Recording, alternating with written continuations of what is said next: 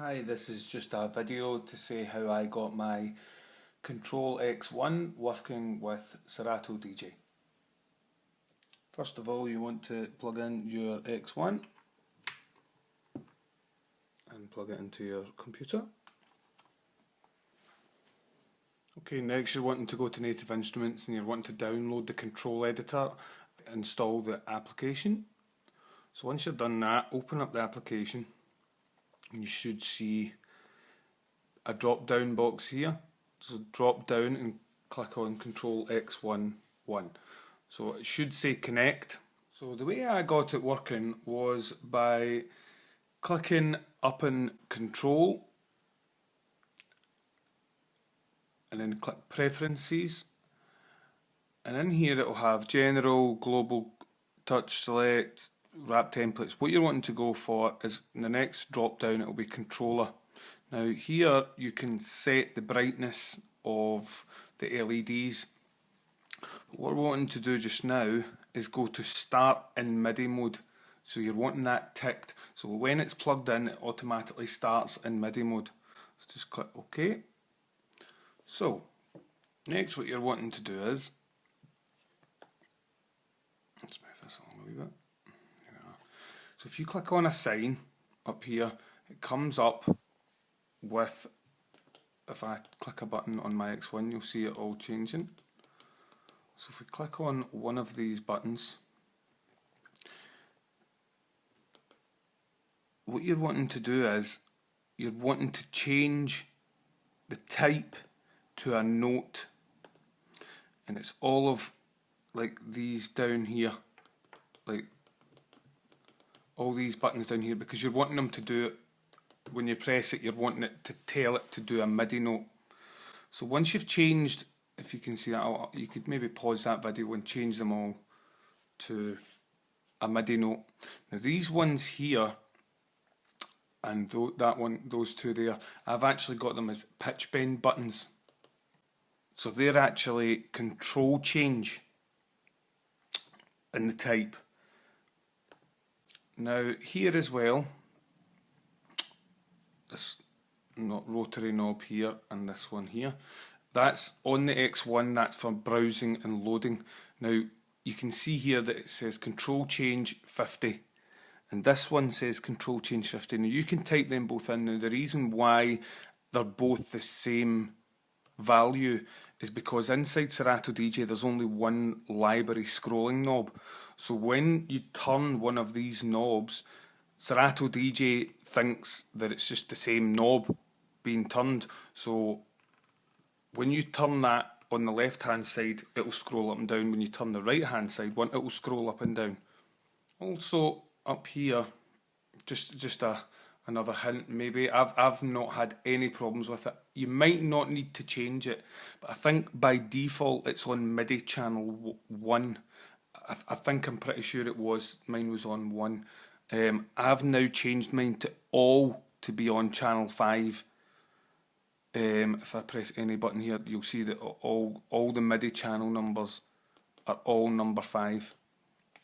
Once you've done all that and changed them all, apart from these two here that I think I just left them as Control CC. These ones here are all the rotary ones. It says Control Change. These ones up here, I've got them as my effects and whatever. I'll show you the mapping later on. If you go to Pages, and you can go to Shift. So if you press that, what that will do is it will open, it will take you to the second layer of the X1, which is, I have mapped it pretty much roughly identical. So what you're wanting to do is you're wanting to go in and change all your buttons again, all to a different MIDI note. So we'll go to Assign, and it'll be Note, and 5 again. It takes a wee bit of time, but once it's all up and running, it's done. So once that's all done, and once you've all finished, you can just come out of the control editor, and we can get ready to power up Serato DJ. Go with your X1 plugged in and your USB plugged into your mixer, and you're ready to go. Just power on your mixer.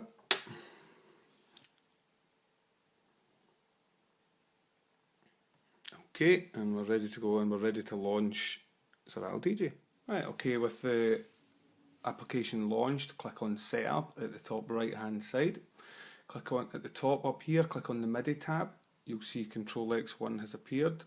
Click on that, and then we're ready to start MIDI mapping. So click on Setup again to exit out of there.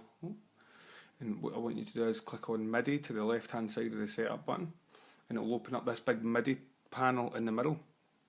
So here is your library scroll. So what you want to do is you want to click on that, and then the two browse buttons on your X1, if you turn it, it'll turn blue. So it's now been assigned.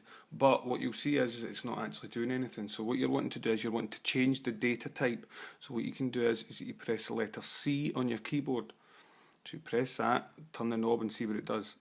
Right? It's still not working properly. Press the C again and it goes up and down. So basically that is now scrolling up and down when I turn that knob. That's on the left hand side. So if I turn the right hand side knob, because it's both assigned as the same MIDI channel, when I turn the right hand side one, it automatically still does the same.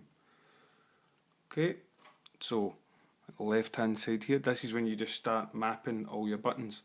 So load to deck, so I want that to be below my library scroll on the left hand side, so I press the button. On the right hand side, load to deck, and I want that to be on the button, the push button of the right hand scroll knob. Push the button. So now when I scroll on the right hand side, I can find a song that I want and I can press the button and it will load to the deck. So on the left hand side,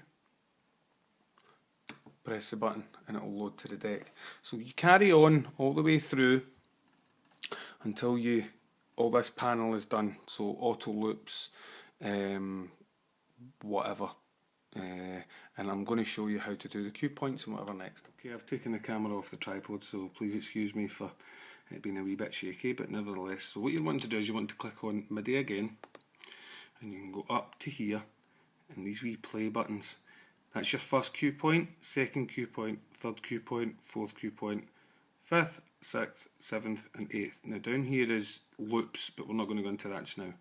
So click on the first cue point, and then come down to your X1, and I've put stickers on here, so if I press Q1 and it will light up. Okay, second one, Q2, okay, and carry on through. Now what you'll see is that I don't have any more cue points in this song below that, but you can still map them. So we go to 4,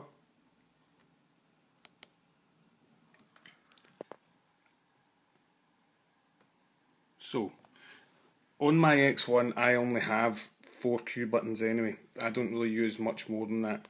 So what we'll do is we're going to do the play and sync buttons next. So what you need to do is you need to be in internal mode, and up at the top up here is the play button.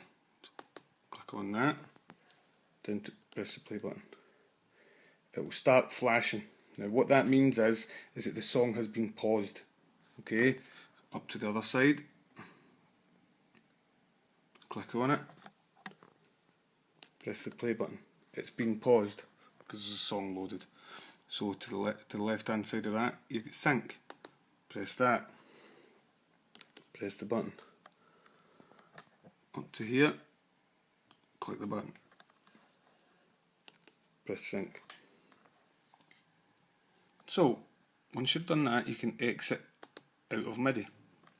So what will happen is, now you won't be able to hear any audio due to copyright reasons, but I'll be able to show you. So if I press play, the song plays. If I press it again, it will pause. It's paused the song. Press it again, plays. Press the button again, it stops. So because you've pressed the cue buttons here, you've assigned the cue buttons, you can now jump back to the start, to your first, second, third if you've got, depends on how many buttons you've got, but so I can jump back, so that's 1, 2, 3, whatever. So I haven't assigned up this side yet, so we can do this very quickly. So we'll go to MIDI, first cue point, press 1, second cue point, press 2, third cue point, press 3, fourth cue point, press 4. Come out of MIDI mode. Now, what we can do is we can start that track playing.